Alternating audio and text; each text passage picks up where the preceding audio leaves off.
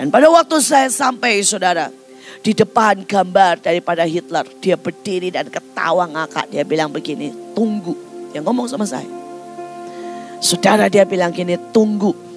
Engkau one day akan berhadapan face to face dengan orang yang kubangkitkan seperti Hitler. Dan orang ini akan lebih hebat dari Hitler.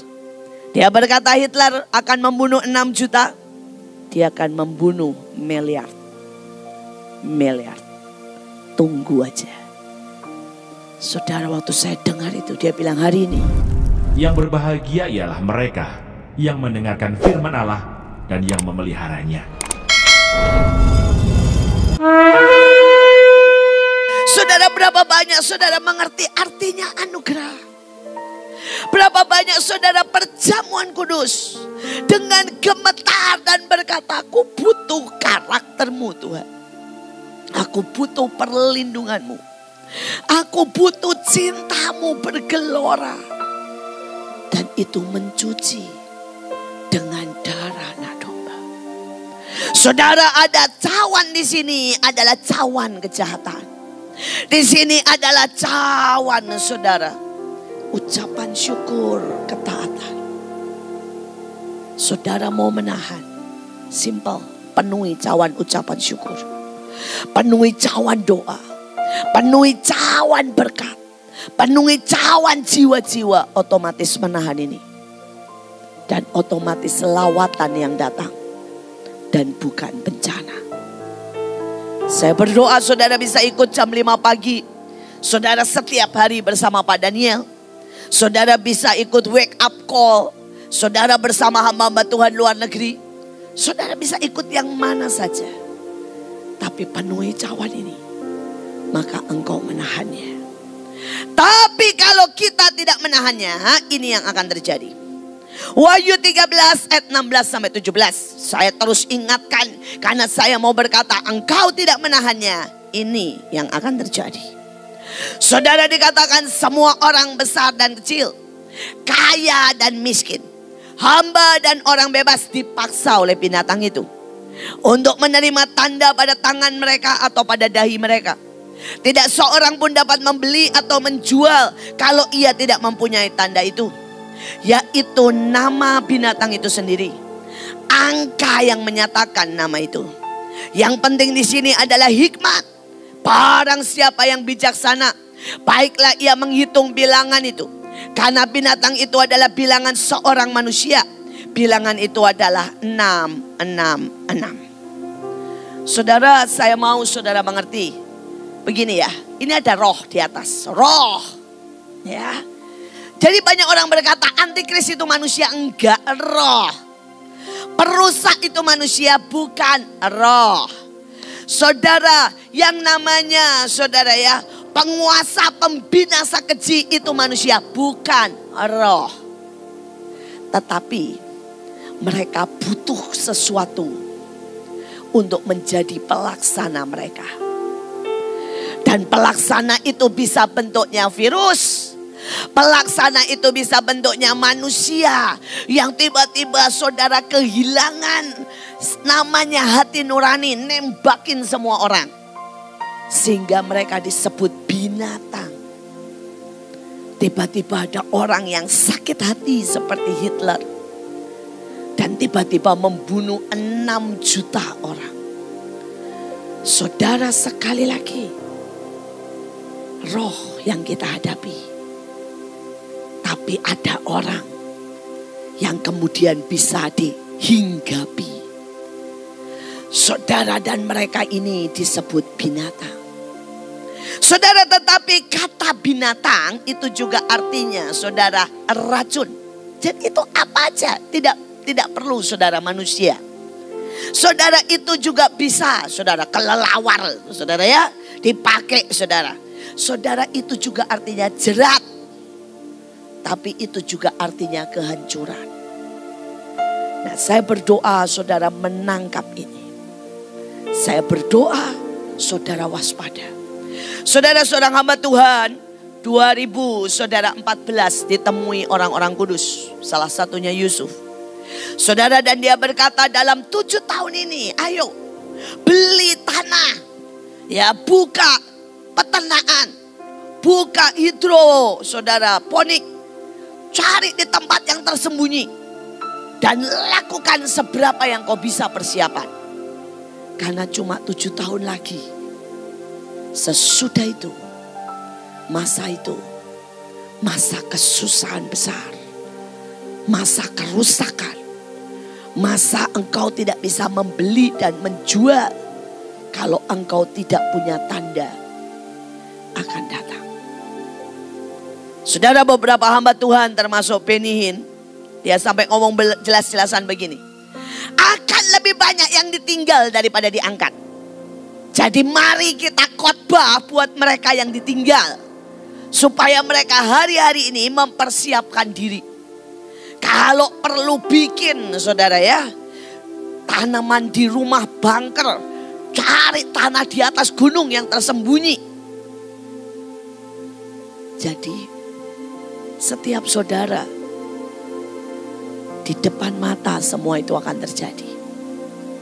Saya tidak bicara tahunnya, saya tidak bicara waktunya, saya tidak bicara orangnya, saya tidak bicara organisasi. Saya bicara cepat atau lambat apapun akan terjadi. Dan tentukan, apakah saudara mau menjadi orang yang diangkat? Apakah saudara menjadi orang yang menahan? Ataukah saudara jadi orang yang mempersiapkan ditinggal? Boleh juga. Saudara bilang, saya mau jadi orang yang mempersiapkan iman saya supaya saya jadi martir. Boleh juga. Tapi jangan bodoh untuk hidup tanpa persiapan.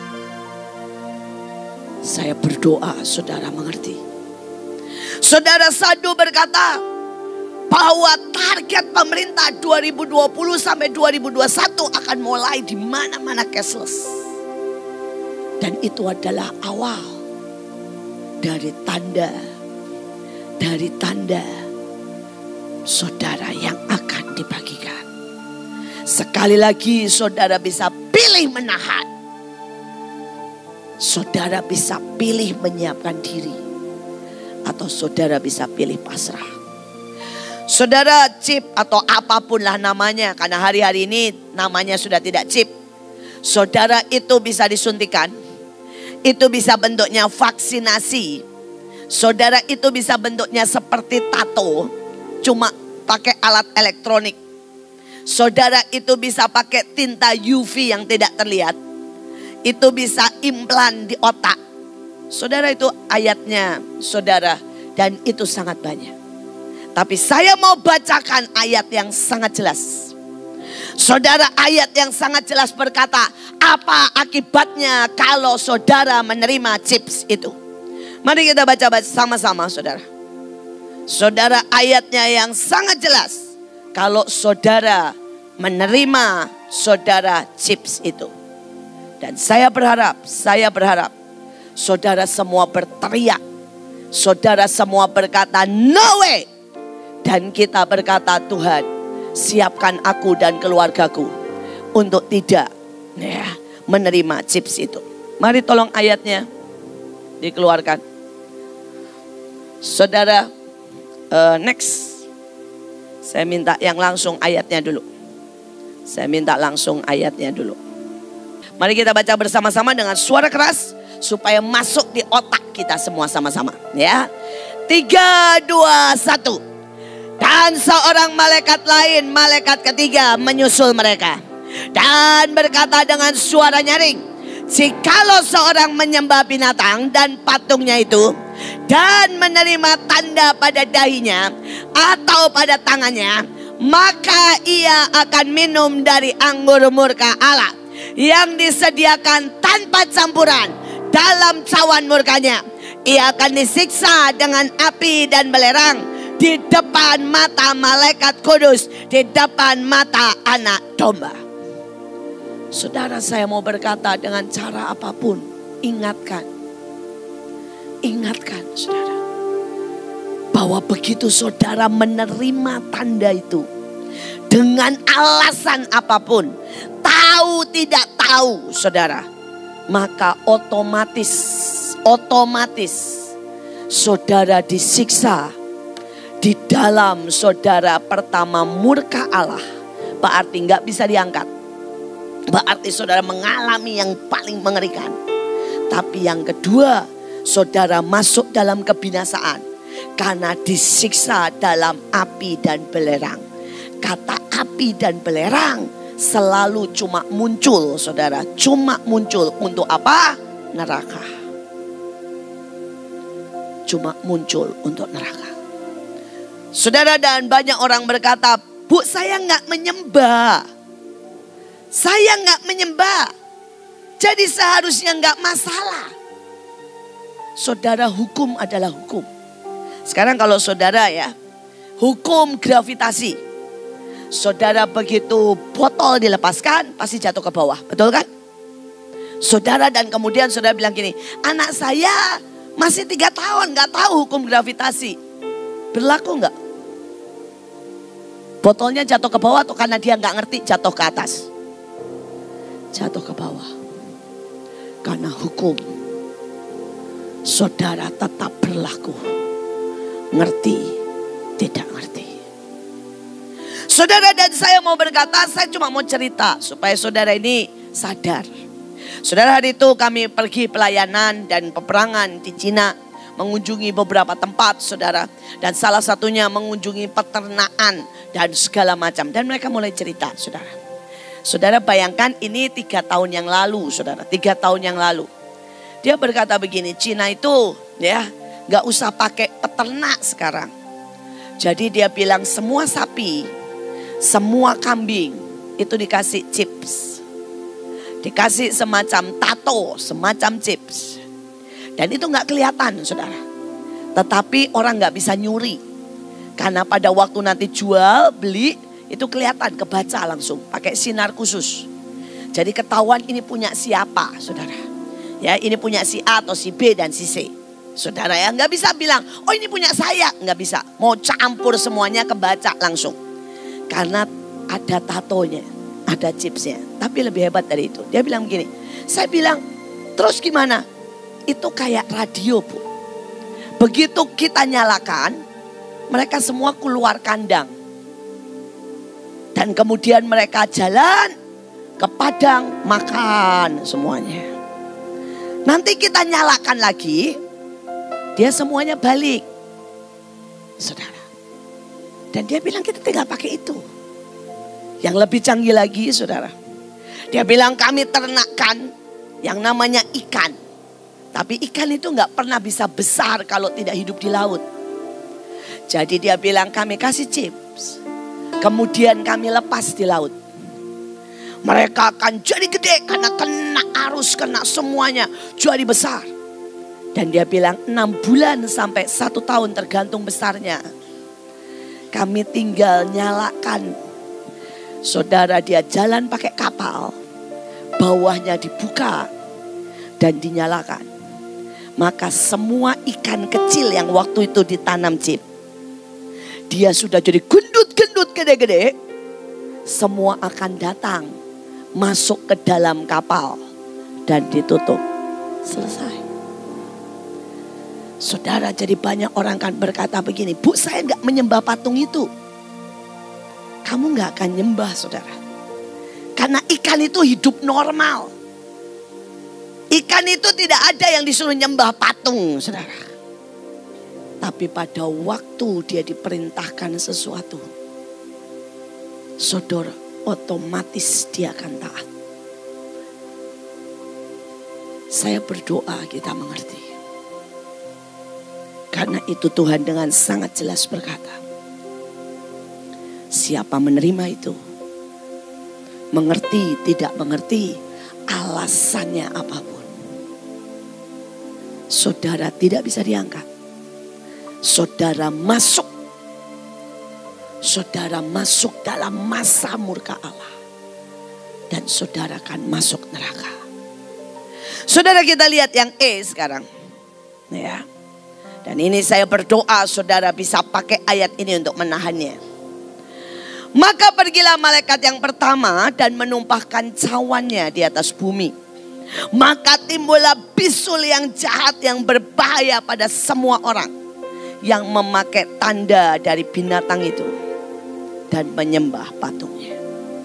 Saudara mungkin dengar beberapa orang berkata akan ada bisul, akan ada virus yang lebih mengerikan, akan ada Ebola, akan ada virus campuran antara Ebola dan HIV yang menimbulkan borok-borok.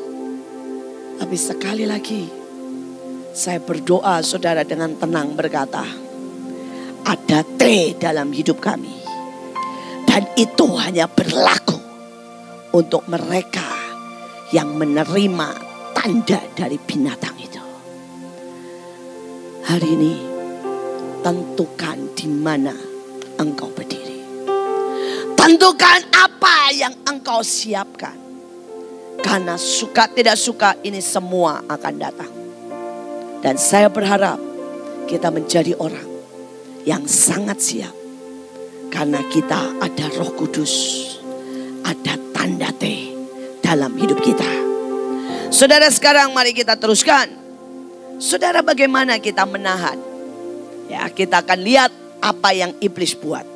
Saudara, Daniel 9 ayat 27. Daniel 9 ayat 27:2. Yang kedua, saudara, yang perlu kita tahan, yang pertama adalah roh perusak. Roh perusak, saudara, dan antikris. Sekali lagi ini roh, bukan orang, bukan pemerintahan. Itu siapa saja bisa dipakai. Tetapi ini bicara roh. Saudara, ayatnya dengan jelas berkata raja itu akan membuat perjanjian itu menjadi berat. Bagi banyak orang selama 1 kali 7 masa. Pada pertengahan 7 masa itu ia akan menghentikan korban sembelihan, korban santapan. Dan di atas sayap kekejian akan datang yang membinasakan sampai pemusnahan yang telah ditetapkan menimpa yang membinasakan itu. Saudara, saya mau saudara mengerti ya, ada 2 korban. Pertama adalah korban sembelihan. Pada waktu saudara berani sembelih daging saudara. Pada waktu saudara ya berkata, Tuhan, semua yang aku mau, aku berhenti karena sekarang aku pakai yang Tuhan mau. Bukan soal perasaanku, tapi perasaan Tuhan. Itu adalah korban sembelihan. Saudara, yang kedua adalah korban santapan. Saudara dan Tuhan berkata, apapun yang Tuhan bisa nikmati, bisa makan, itu adalah korban santapan. Korban santapan. Tapi bicara di luar ini, saudara, saya sudah tahu ayat ini dari sejak saya belajar akhir zaman, mungkin 20 tahun yang lalu. Saudara, dan pada waktu itu saudara hamba Tuhan yang menerangkan bahwa ada satu hari bahwa mereka tidak akan ada yang boleh ya untuk berdoa aja nggak boleh. Kata Tuhan akan dicabut. Kata doa akan hilang. Itu penerangan 20 tahun yang lalu. Saudara, dan mereka berkata, lihat komunis. Ya, dia berkata, lihat zaman Daniel yang sudah dikasih simpel, contohnya 3 hari doa sama siapapun nggak boleh, nggak peduli. Dan hari itu saya yang bodoh ini berkata begini, mana mungkin bisa menghentikan doa 24 jam di Tibet. Mungkin banyak orang yang tidak tahu di Tibet itu mereka kalau doa 24 jam saudara. Saudara, itu para biksu, saudara terus tang teng tong berdoa 24 jam. Semedi. Saya berkata, mana mungkin. Saudara, itu menghasilkan visa, menghasilkan uang, menghasilkan banyak hal. Dan gak mungkin.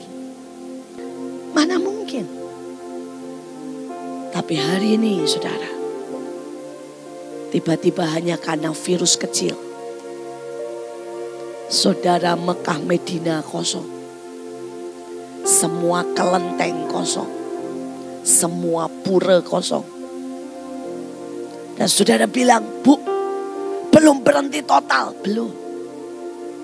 Tidak ada yang langsung, tidak ada, saudara. Ini bahkan menurut saya baru simulasi kecil. Baru awal. Tapi kalau yang awal saudara nggak aware, bagaimana saudara menghadapi the true war?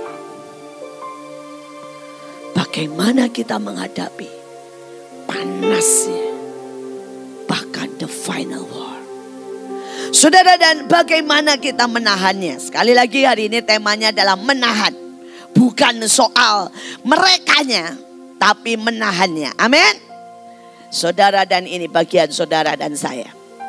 Yeremia 33 ayat 18, 20, 22. Dan keturunan imam-imam orang Lewi, ingat kita adalah imamat yang rajani. Saudara, imamat yang rajani berkata tidak akan terputus. Saudara, tidak akan apa saudara? Terputus. Mempersembahkan korban bakaran di hadapanku. Membakar korban sajian. Mengorbankan korban sembelian sepanjang masa. Beginilah firman Tuhan. Jika kamu dapat mengingkari perjanjianku dengan siang dan perjanjianku dengan malam. Sehingga siang dan malam tidak datang lagi pada waktunya. Seperti tentara langit tidak terbilang.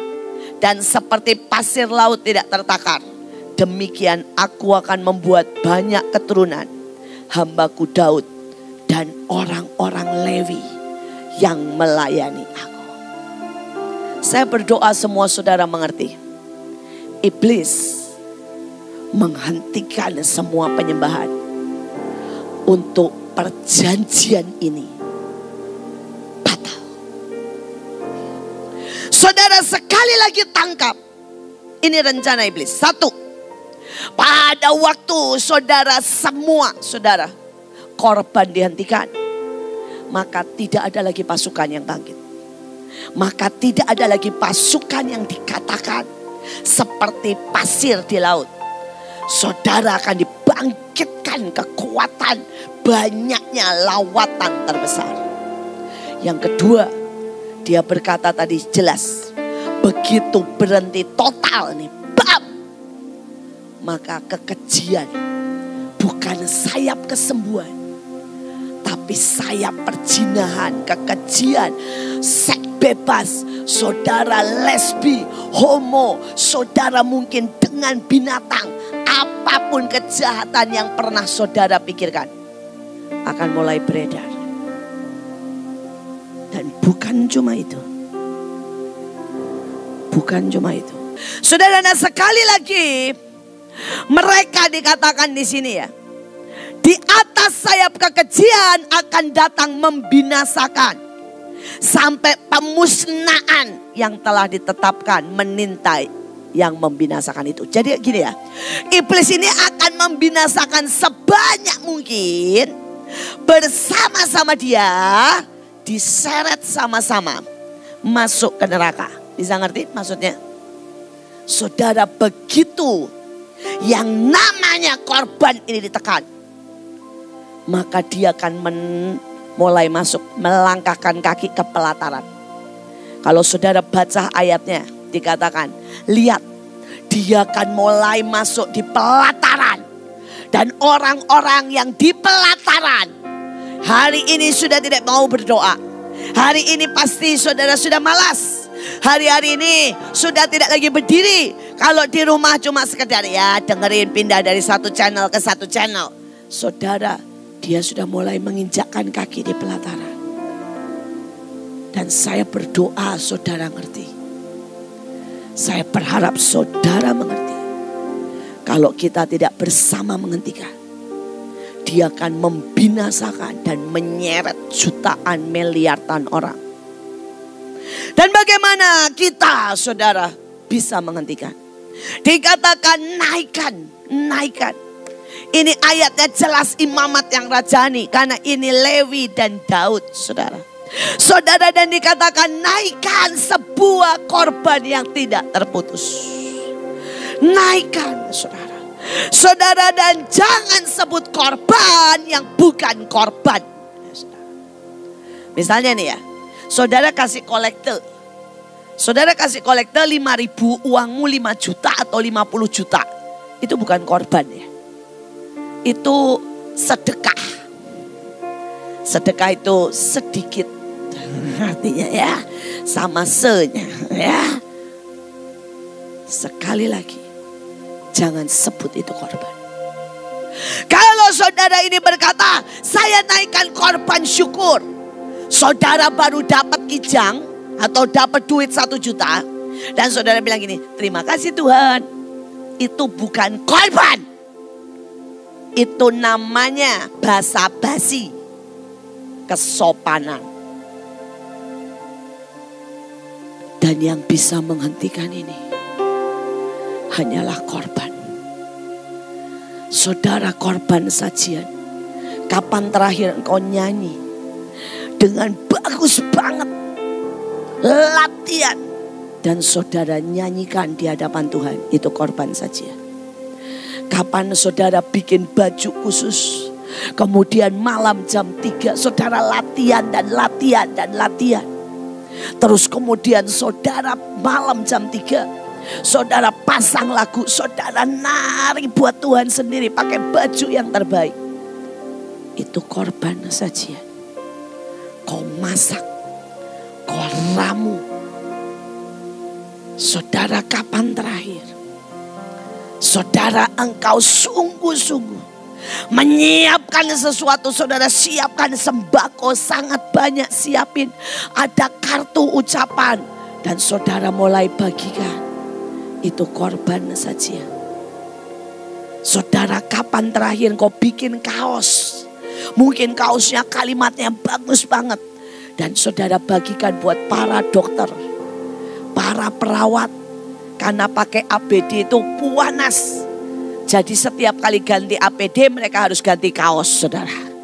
Saudara, jadi beberapa kali saya dapat kabar saudara dibutuhkan stok kaos. Saudara di rumah sakit. Karena itu sangat diperlukan. Setiap ganti APD berarti harus ganti apa? Kaos, saudara. Dan kalau bisa saudara itu baru, karena APD nanti dibuang. Saudara semuanya dibuang. Sekali lagi, kapan terakhir kita buat kaos saja dengan tulisan, ya, Tuhan menyembuhkan. Dan kita bagikan. Itu korban sajian. Tetapi ada dikatakan, saudara, ada korban sembelian. Sekali lagi tadi saya sudah terangkan. Kapan terakhir engkau menyangkal dirimu begitu rupa? Saudara, kapan terakhir engkau potong yang namanya nafsumu? Dan itu jadi korban sembelian.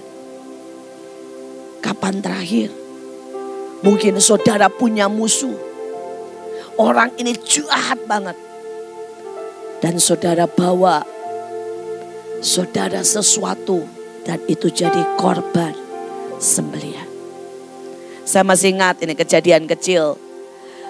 Saudara, saya punya tetangga saya itu pemarah banget lah. Pokoknya saya nyanyi jam 7 pagi dia bilang mengganggu. Saudara, dia nyanyi jam 12 siang juga mengganggu. Saya nyanyi sore juga mengganggu. Dan kalau dia marah, saudara, dia ketok apartemen saya. Bam, dia maki-maki. Untunglah saya bukan orang yang ngerti bahasa Belanda dengan baik. Jadi dia maki panjang dalam hati. Lu ngomong apa, gue juga gak ngerti. Itu saudara ya. Saudara, dia maki-maki. Saudara, dan saya sebel banget. Saya ini pemarah, saya ini galak. Saya bukan orang sebenarnya yang penakut. Jadi makin dimaki, saya makin teriak sebenarnya. Saudara, dan dia memaki saya jam 7 pagi. Saya selalu ngomong begini sama dia, apa hak lu? Ini jam 7, jamnya orang bangun. Nah, kalau saya doa keras-keras, misalnya itu jam 10 malam, masih bisa lah kamu marah. Jam 7 pagi kok, apa hakmu? Tapi sekali lagi hari itu, saudara, tiba-tiba Tuhan bilang begini, cariin apple pie yang paling enak.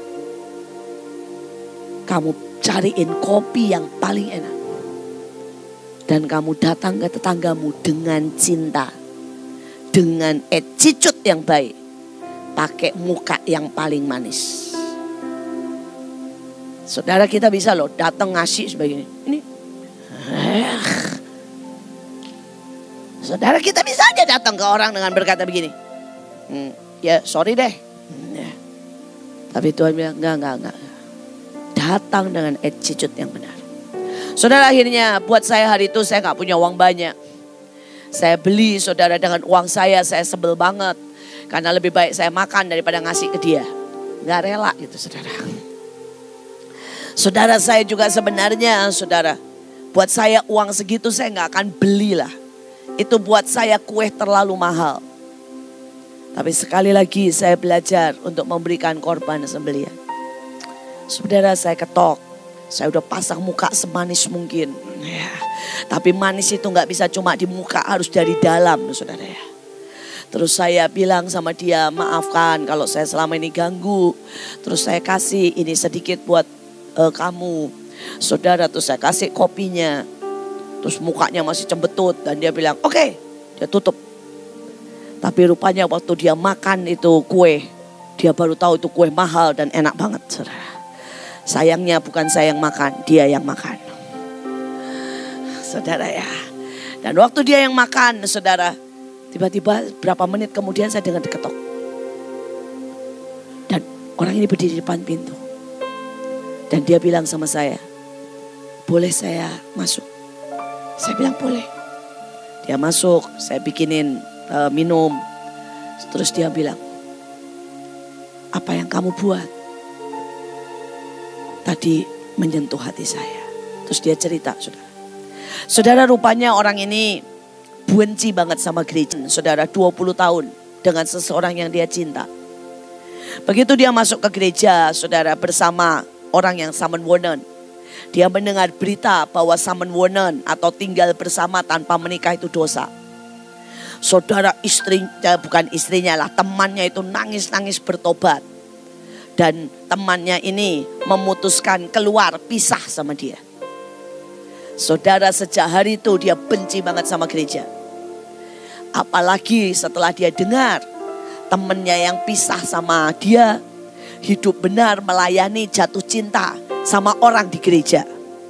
Ya, dan kemudian sudah menikah dengan orang di gereja. Dia tambah bencinya setengah mati lah. Saudara, dan dia mulai cerita. Sejak itu dia menutup diri. Itu kejadian sudah sekitar kira 7 tahun.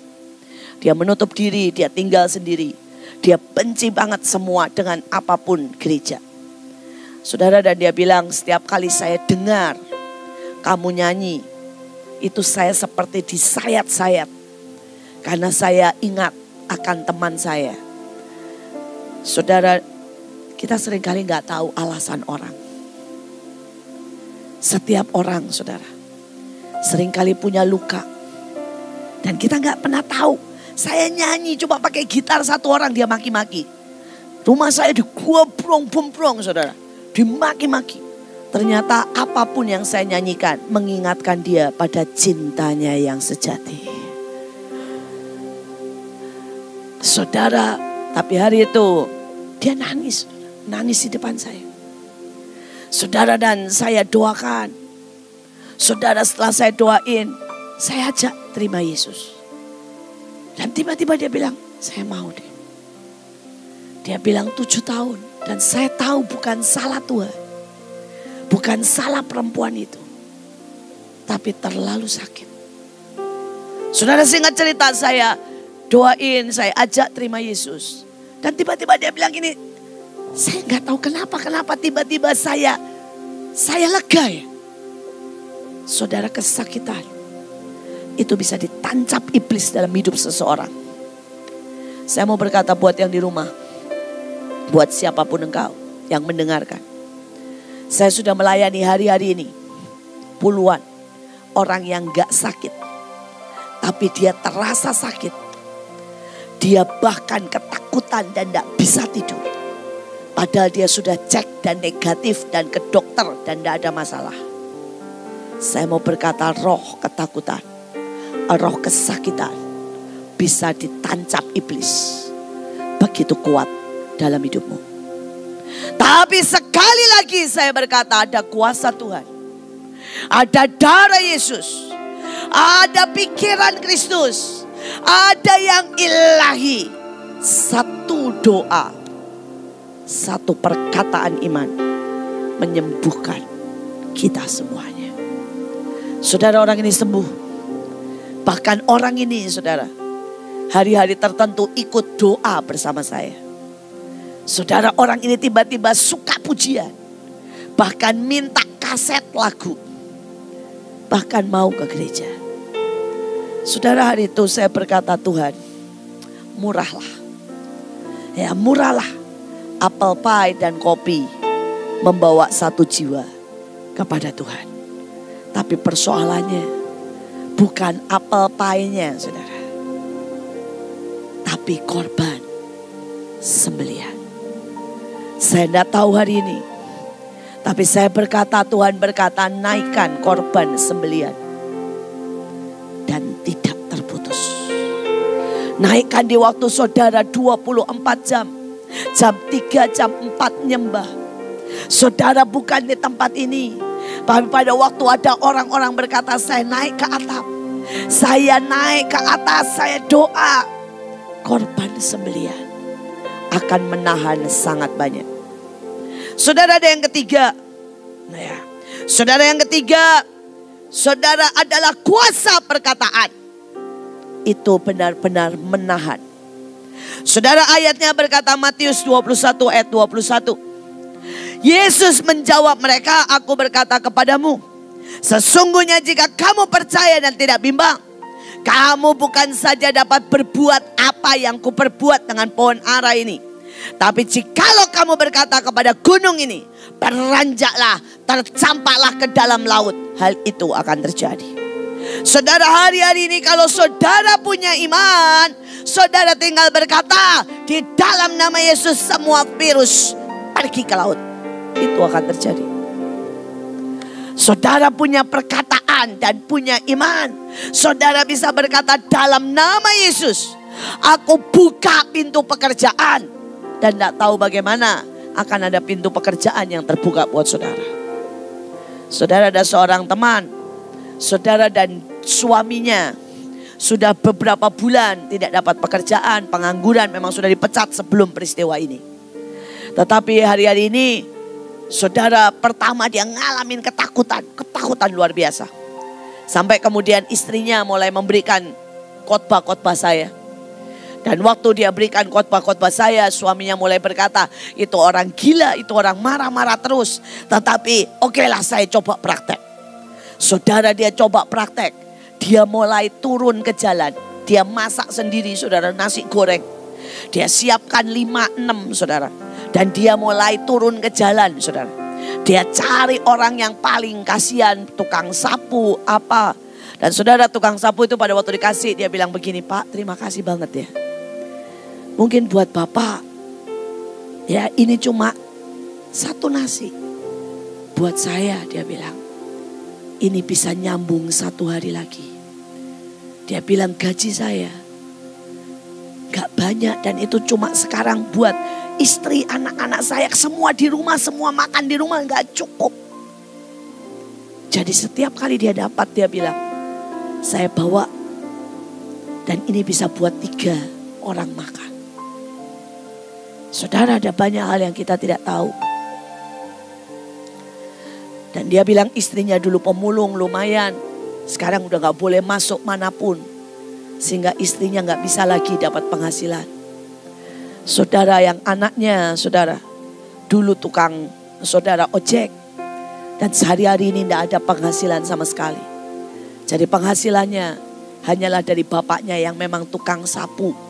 Dan memang dibayar bulanan walaupun gak banyak. Saudara, sekali lagi bapak ini mulai jalan. Dan yang ajaib, dia setiap kali dia bagi, dia dengar cerita mereka, dia nangis. Saudara, dan besoknya dia tambah lagi. Kalau dulunya cuma 5, 6, dia tambah lagi 20, dia masak sendiri. Istrinya berkata, katanya mau berhemat. Dia bilang, saya ketularan tuh sama tuh orang. Ya, di musim begini bukannya berhemat, bagi-bagi terus. Saudara, kitalah orang-orang yang tidak pernah berhemat. Why? Karena kita berhikmat. Saudara, kita tidak buang-buang uang. Kita bukan berhemat. Karena kita golongan berhikmat. Amin. Dan Alkitab berkata, gunakan uangmu. Tabur di tempat yang tepat. Kamu akan menuai berlipat kali ganda. Itulah berhikmat. Sekali lagi, saudara tidak buang-buang. Makanya saya marah. Saya bilang begini, di data yang benar.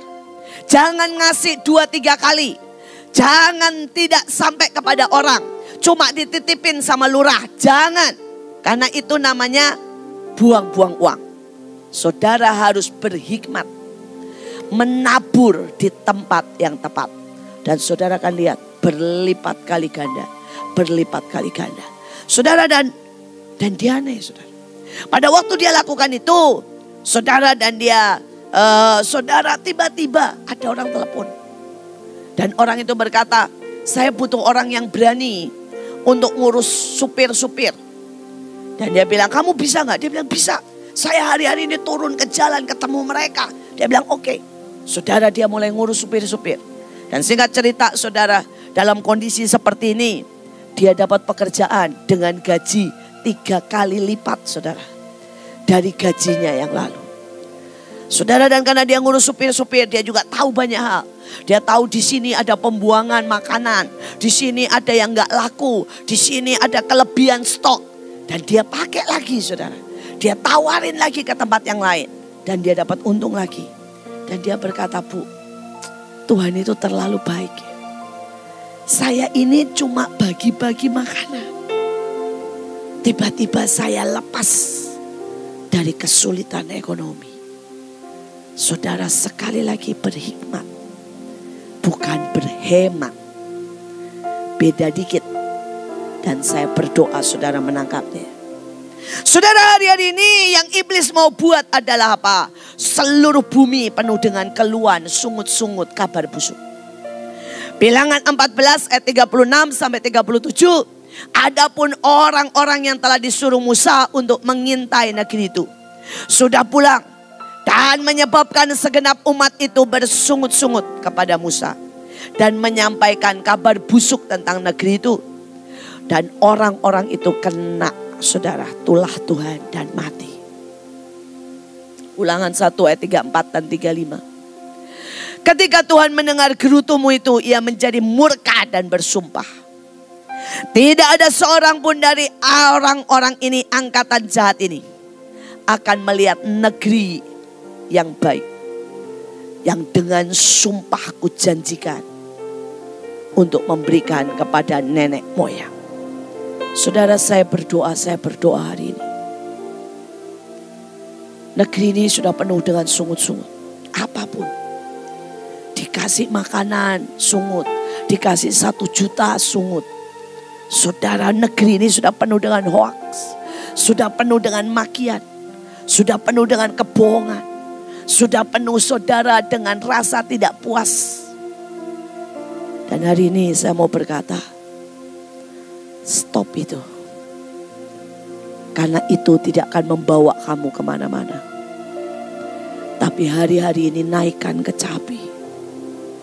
Semua orang yang penuh dengan sungut-sungut tidak akan sampai masuk ke tanah perjanjian. Tapi saudara yang hari-hari ini penuh dengan kecapi. Saya bacakan ayat saudara satu lagi. Bagaimana menahan semuanya. Saudara, di dalam Wahyu 14 ayat Wahyu 15 ayat 2. Dan aku melihat suatu bagaikan lautan kaca bercampur api. Di tepi lautan kaca itu berdiri orang yang telah mengalahkan binatang itu, patungnya dan bilangan namanya. Dan pada mereka ada kecapi Allah. Saudara, saya mau terangkan ada 3 hal, saudara ya. Pertama, ini ada roh di atas. Saudara, dan roh itu akan mencari orang yang bisa ditunggangi. Saudara, hari itu saya berdiri di depan saudara, gambarnya Hitler di tempat Holocaust. Tiba-tiba saudara, roh gede banget, ketawa. Dia berkata begini, mereka bikin istana buat aku di sini. Saudara, kalau sudah pernah ke Israel, pergilah ke Museum Holocaust, itu ngeri banget. Saudara, itu suara mereka semua yang dibunuh. Saudara, jutaan foto mereka. Itu ada tempat saudara lubang, ngeri banget, ada suara teriakan-teriakan mereka. Ada barang-barang bekas darah yang semuanya didokumenter, gambar semuanya. Mereka berpikir itu menjadi peringatan supaya tidak ada kejahatan, saudara, yang bisa mengulang lagi seperti itu. Maksudnya baik, sekali lagi, maksud baik belum tentu baik, saudara. Saudara, tapi pada waktu saya sampai di situ saya kaget. Saudara, itu roh pembinasa keji itu kuat sekali, hitam semuanya. Saudara, dia pakai senjata mengerikan, semuanya senjatanya macam-macam. Semuanya hitam dan dia ketawa. Dia bilang begini, mereka buat istana bagiku. Setiap hari aku mencium, mendengar suara teriakan darah itu. Setiap hari orang yang datang mengeluarkan kebencian, mengeluarkan kesakitan, mengeluarkan ketakutan, mengeluarkan marah. Dan itu membuat aku semakin kuat. Semakin kuat. Semakin kuat. Setiap kali mereka datang dengan benci dan membuat aku semakin kuat, semakin kuat, dan semakin kuat. Dan pada waktu saya sampai, saudara, di depan gambar daripada Hitler, dia berdiri dan ketawa ngakak. Dia bilang begini, tunggu. Dia ngomong sama saya, saudara, dia bilang gini, tunggu, engkau one day akan berhadapan face to face dengan orang yang kubangkitkan seperti Hitler. Dan orang ini akan lebih hebat dari Hitler. Dia berkata Hitler akan membunuh 6 juta. Dia akan membunuh miliar. Tunggu aja. Saudara, waktu saya dengar itu, dia bilang hari ini. Dia bilang itu kurang lebih 5 tahun yang lalu. Saya belum dapatkan orang yang begitu membenci. Saya belum dapatkan orang yang begitu sakit. Saya belum dapatkan orang yang begitu pengen berkuasa, sehingga saya dapat menguasainya. Saya berdoa saudara ngerti. Saudara bisa siapa saja. Dan bisa apa saja menjadi binatang. Saya berdoa kecapimu, kecapi cinta, memadamkan semua kebencian. Hari-hari ini teriakan kecapi kemurahan. Dan itu memadamkan saudara kemarahan dari banyak orang. Saudara naikkan kecapi saudara ucapan syukur. Dan itu memadamkan sungut-sungut dari banyak orang. Roma pasal 3. Kelebihan orang Yahudi dan kesetiaan Allah. Jika demikian, apakah kelebihan orang Yahudi dan apakah gunanya sunat? Banyak sekali dan di dalam segala hal. Pertama-tama, sebab kepada merekalah dipercayakan firman Allah. Jadi bagaimana jika di antara mereka ada yang tidak setia? Dapatkah ketidaksetiaan itu membatalkan kesetiaan Allah? Sekali-kali tidak. Sebaliknya, Allah adalah benar dan semua manusia pembohong, seperti ada tertulis, supaya engkau ternyata benar dalam segala firman-Mu dan menang jika engkau dihakimi. Tetapi jika ketidakbenaran kita menunjukkan kebenaran Allah, apakah yang akan kita katakan? Tidak adilkah Allah? Aku berkata sebagai manusia, jika Ia menampakkan murkanya? Sekali-kali tidak.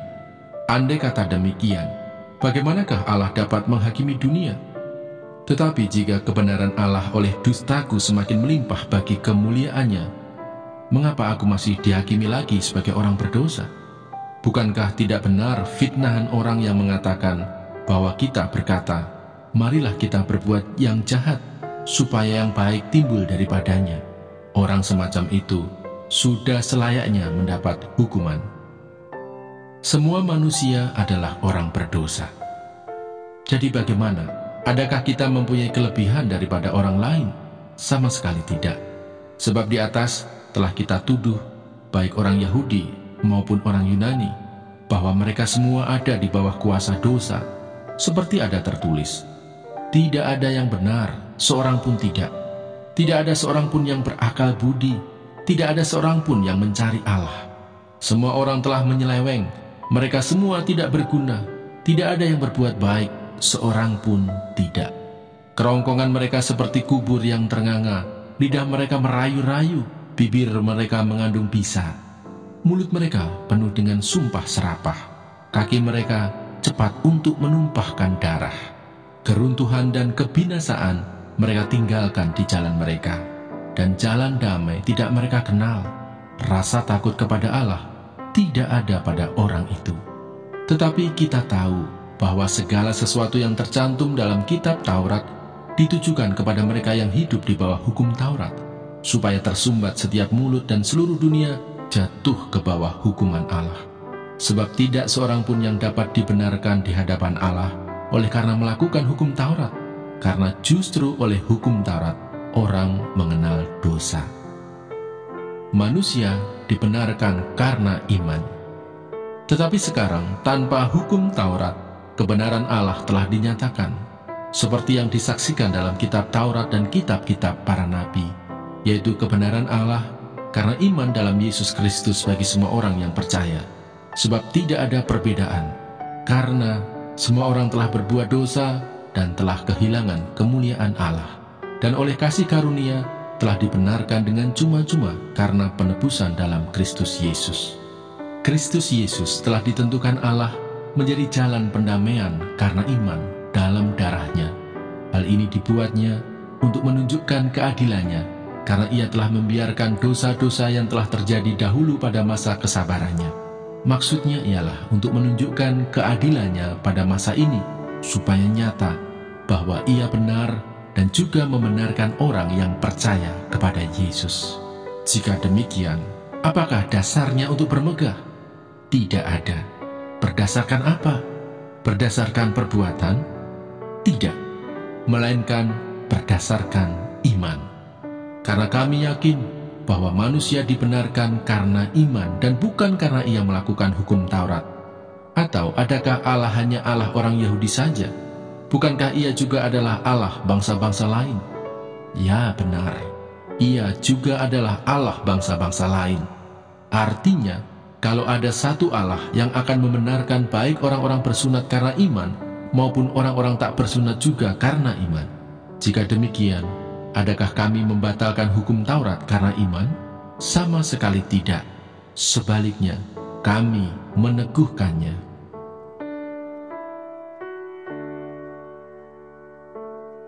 Roma pasal 4. Abraham dibenarkan karena iman. Jadi, apakah akan kita katakan tentang Abraham, bapa leluhur jasmani kita? Sebab jikalau Abraham dibenarkan karena perbuatannya, maka ia beroleh dasar untuk bermegah, tetapi tidak di hadapan Allah. Sebab apakah dikatakan nas kitab suci? Lalu percayalah Abraham kepada Tuhan, dan Tuhan memperhitungkan hal itu kepadanya sebagai kebenaran. Kalau ada orang yang bekerja, upahnya tidak diperhitungkan sebagai hadiah, tetapi sebagai haknya. Tetapi kalau ada orang yang tidak bekerja, namun percaya kepada Dia yang membenarkan orang durhaka, imannya diperhitungkan menjadi kebenaran. Seperti juga Daud menyebut berbahagia orang yang dibenarkan Allah, bukan berdasarkan perbuatannya. Berbahagialah orang yang diampuni pelanggaran-pelanggarannya dan yang ditutupi dosa-dosanya. Berbahagialah manusia yang kesalahannya tidak diperhitungkan Tuhan kepadanya. Adakah ucapan bahagia ini hanya berlaku bagi orang bersunat saja, atau juga bagi orang yang tak bersunat? Sebab telah kami katakan bahwa kepada Abraham iman diperhitungkan sebagai kebenaran. Dalam keadaan manakah hal itu diperhitungkan? Sebelum atau sesudah ia disunat? Bukan sesudah disunat, tetapi sebelumnya. Dan tanda sunat itu diterimanya sebagai meterai kebenaran berdasarkan iman yang ditunjukkannya sebelum ia bersunat. Demikianlah ia dapat menjadi bapa semua orang percaya yang tak bersunat, supaya kebenaran diperhitungkan kepada mereka, dan juga menjadi bapa orang-orang bersunat, yaitu mereka yang bukan hanya bersunat, tetapi juga mengikuti jejak iman Abraham, bapa leluhur kita, pada masa ia belum disunat. Sebab bukan karena hukum Taurat telah diberikan janji kepada Abraham dan keturunannya bahwa ia akan memiliki dunia, tetapi karena kebenaran berdasarkan iman. Sebab jika mereka yang mengharapkannya dari hukum Taurat menerima bagian yang dijanjikan Allah, maka sia-sialah iman dan batalah janji itu. Karena hukum Taurat membangkitkan murka, tetapi di mana tidak ada hukum Taurat, di situ tidak ada juga pelanggaran. Karena itulah kebenaran berdasarkan iman supaya merupakan kasih karunia, sehingga janji itu berlaku bagi semua keturunan Abraham, bukan hanya bagi mereka yang hidup dari hukum Taurat, tetapi juga bagi mereka yang hidup dari iman Abraham. Sebab Abraham adalah bapa kita semua, seperti ada tertulis, "Engkau telah kutetapkan menjadi bapa banyak bangsa," di hadapan Allah, yang kepadanya ia percaya, yaitu Allah yang menghidupkan orang mati dan yang menjadikan dengan firman-Nya apa yang tidak ada menjadi ada. Sebab sekalipun tidak ada dasar untuk berharap, namun Abraham berharap juga dan percaya bahwa ia akan menjadi bapa banyak bangsa menurut yang telah difirmankan. Demikianlah banyaknya nanti keturunanmu. Imannya tidak menjadi lemah walaupun ia mengetahui bahwa tubuhnya sudah sangat lemah, karena usianya telah kira-kira 100 tahun, dan bahwa rahim Sarah telah tertutup.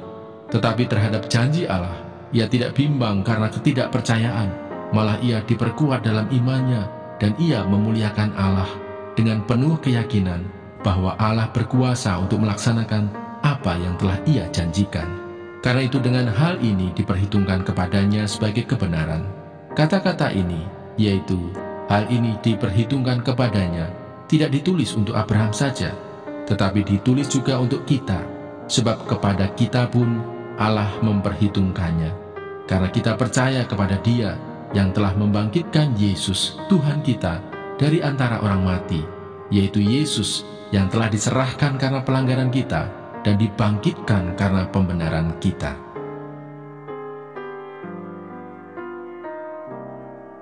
Roma pasal 5. Hasil pembenaran. Sebab itu, kita yang dibenarkan karena iman, kita hidup dalam damai sejahtera dengan Allah oleh karena Tuhan kita, Yesus Kristus. Oleh Dia, kita juga beroleh jalan masuk oleh iman kepada kasih karunia ini. Di dalam kasih karunia ini, kita berdiri dan kita bermegah dalam pengharapan akan menerima kemuliaan Allah. Dan bukan hanya itu saja, kita malah bermegah juga dalam kesengsaraan kita, karena kita tahu bahwa kesengsaraan itu menimbulkan ketekunan, dan ketekunan menimbulkan tahan uji, dan tahan uji menimbulkan pengharapan. Dan pengharapan tidak mengecewakan, karena kasih Allah telah dicurahkan di dalam hati kita oleh Roh Kudus yang telah dikaruniakan kepada kita. Karena waktu kita masih lemah, Kristus telah mati untuk kita orang-orang durhaka pada waktu yang ditentukan oleh Allah. Sebab tidak mudah seorang mau mati untuk orang yang benar, tetapi mungkin untuk orang yang baik ada orang yang berani mati. Akan tetapi Allah menunjukkan kasih-Nya kepada kita, oleh karena Kristus telah mati untuk kita, ketika kita masih berdosa. Lebih-lebih, karena kita sekarang telah dibenarkan oleh darah-Nya, kita pasti akan diselamatkan dari murka Allah. Sebab jikalau kita, ketika masih seteru, diperdamaikan dengan Allah oleh kematian anak-Nya, lebih-lebih kita, yang sekarang telah diperdamaikan, pasti akan diselamatkan oleh hidup-Nya. Dan bukan hanya itu saja, kita malah bermegah dalam Allah oleh Yesus Kristus Tuhan kita, sebab oleh Dia kita telah menerima pendamaian itu. Adam dan Kristus. Sebab itu, sama seperti dosa telah masuk ke dalam dunia oleh satu orang, dan oleh dosa itu juga maut, demikianlah maut itu telah menjalar kepada semua orang, karena semua orang telah berbuat dosa. Sebab sebelum hukum Taurat ada, telah ada dosa di dunia, tetapi dosa itu tidak diperhitungkan kalau tidak ada hukum Taurat. Yang berbahagia ialah mereka yang mendengarkan firman Allah dan yang memeliharanya.